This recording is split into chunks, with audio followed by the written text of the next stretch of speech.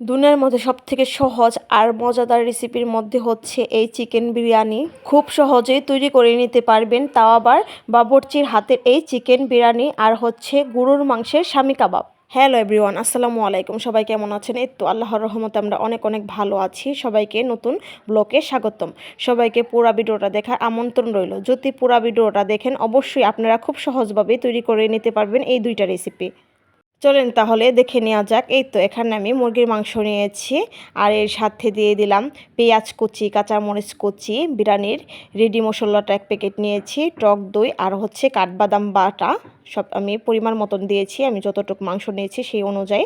আর আর এর সাথে দিয়েছি আদা বাটা, স্বাদ মতো লবণ, তেল দিয়ে সব মশলার সাথে একলগে মিক্স করে মাখিয়ে নিলাম। এখন রান্না করে নেব।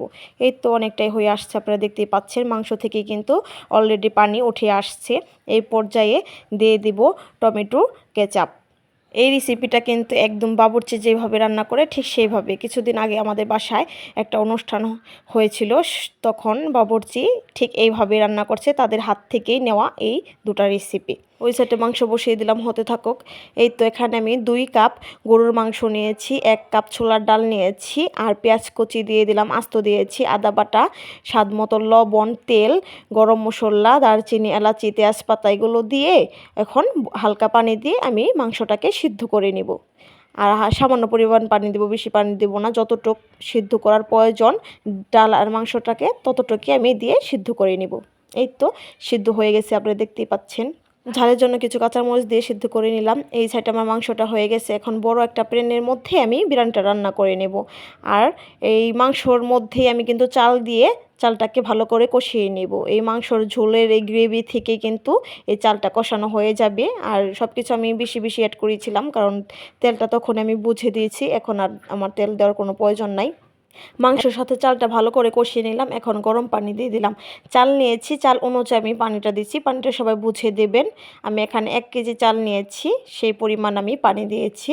এই রান্নাটা হতে থাকুক। এই সাইডে এখন স্বামী কাবাবের জন্য সব কিছু রেডি করে নিব। টমেটো সস, সাদা গোলমরিচ গুঁড়া 1 টেবিল চামচ, চাট মশলা গুঁড়া 1 টেবিল চামচ, বিট লবণ, সস পাতা আর হচ্ছে কাঁচামরিচ, পেঁয়াজ কুচি। এই তো, আর এর সাথে 2টা ডিম দিয়ে নিলাম। এখন ভালো করে মশলার সাথে মিশিয়ে নেব।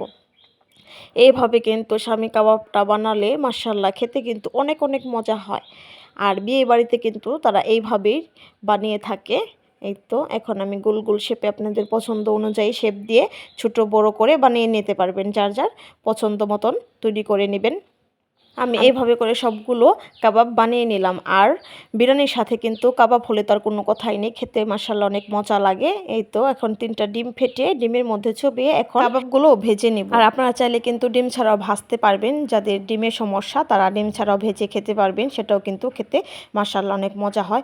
এইভাবে করে আমি সম্পূর্ণ কাবাবগুলো দিয়ে ভেজে নিব সুন্দর একটা কালার আসা পর্যন্ত। এই তো পিট করে আমি উল্টিয়ে পাল্টিয়ে সুন্দর একটা কালার করে ভেজে নিব। আর এটা কিন্তু গরম গরম বিরিয়ানি বা পোলাওর সাথে কিন্তু খেতে অনেক অনেক মজা লাগে, আর সাদা ভাত দিয়েও খেতে ভালো লাগে। এই তো এভাবে সুন্দর একটা কালার আসা পর্যন্ত আমি উল্টিয়ে পাল্টিয়ে সুন্দর করে ভেজে নিব। এই তো আমার কাবাবটা রেডি হয়ে গেছে, এখন আমি উঠিয়ে নিলাম। আপনারা দেখতেই পাচ্ছেন, দেখতে কিন্তু মাশাআল্লাহ খুব সুন্দর হয়েছে, খেতে কিন্তু মাশাআল্লাহ অনেক অনেক মজা হয়েছে। এই তো, আর এখানে আমার বিরিয়ানিটাও রেডি হয়ে গেছে। এখন এর মধ্যে আমি ঘি দিয়ে দিলাম, বিরিয়ানির স্বাদটা কিন্তু আরও দ্বিগুণ বেড়ে যাবে। এই তো সম্পূর্ণ কাবাবগুলো আমি এইভাবে তৈরি করে নিলাম। এই তো আজকে আমার দুপুরের আয়োজন ছিল চিকেন বিরিয়ানি আর হচ্ছে স্বামী কাবাব আর মিক্স সালাদ। মাশাআল্লাহ খেতে কিন্তু অসম্ভব অসম্ভব মজা। আপনারা চাইলে এইভাবে তৈরি করে নিতে পারবেন। ভিডিওটা এই পর্যন্ত ভালো লাগলে লাইক কমেন্ট শেয়ার দিয়ে পাশে থাকবেন। আল্লাহ হাফেজ।